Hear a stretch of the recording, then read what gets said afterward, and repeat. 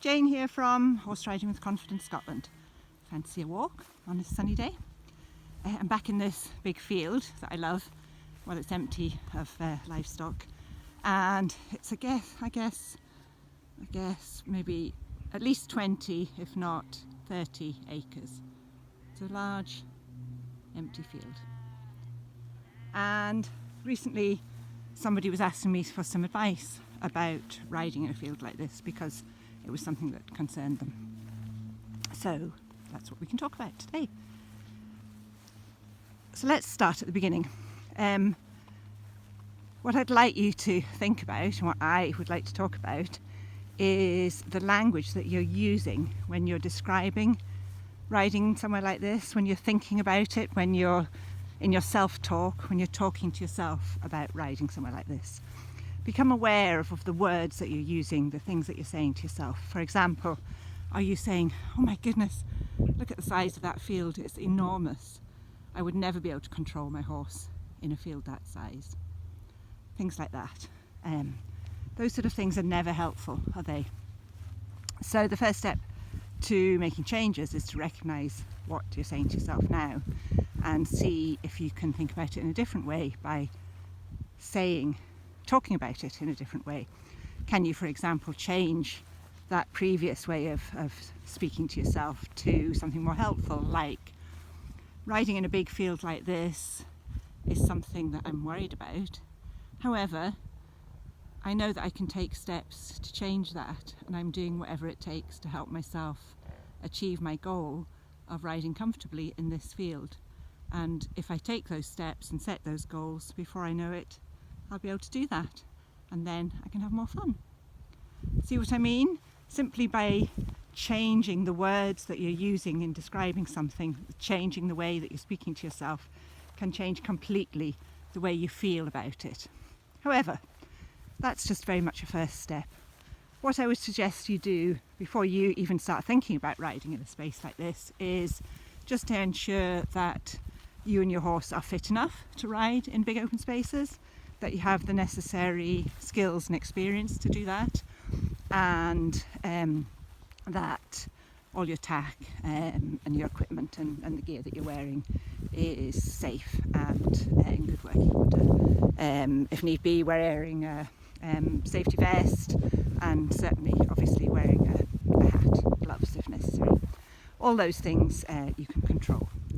Then the next step really is to break this down and do a sort of systematic desensitization, breaking it down into small steps.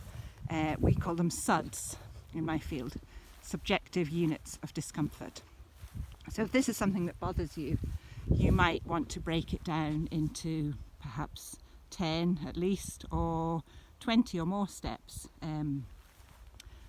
Step 0, perhaps if we're thinking 0 to 20, 0 might be riding in an enclosed space in an arena where you feel safe and comfortable, and 20 might be riding at high speed with a group of other horses in this open space. You're not going to go from riding in the arena to galloping freely around this field in one step, are you? That wouldn't work.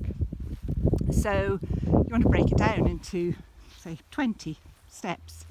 So step 1 might be asking a good friend or a partner or someone you trust to walk beside you, bring your horse here and just enter the field simply. Maybe with your friend walking by you, take a few paces in walk along the fence line or something like that, and then head back.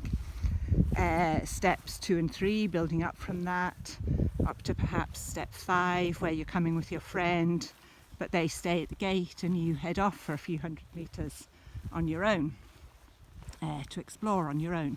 And then when you're comfortable at that stage, you can build up to perhaps step 10, might be walking quietly around the perimeter of the field and introducing some trot or some slightly faster work. And then working gradually, step by step, up to step 20, where you can have a canter or a gallop even, Some people like riding with other people, other horses. Others prefer to do it on their own. Everybody's different and you know your own horse.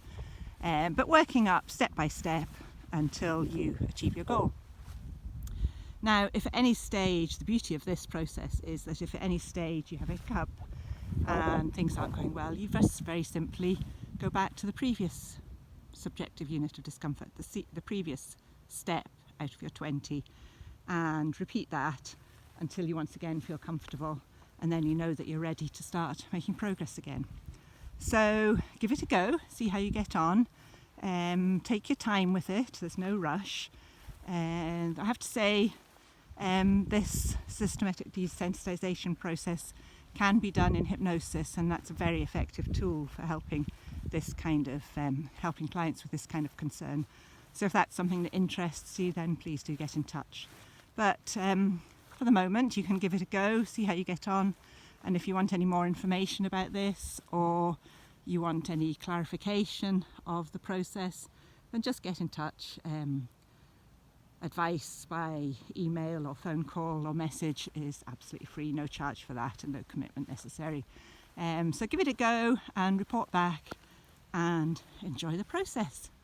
And I will continue on my walk when I find the dog, who I think is there. Yep, got him. Bye for now.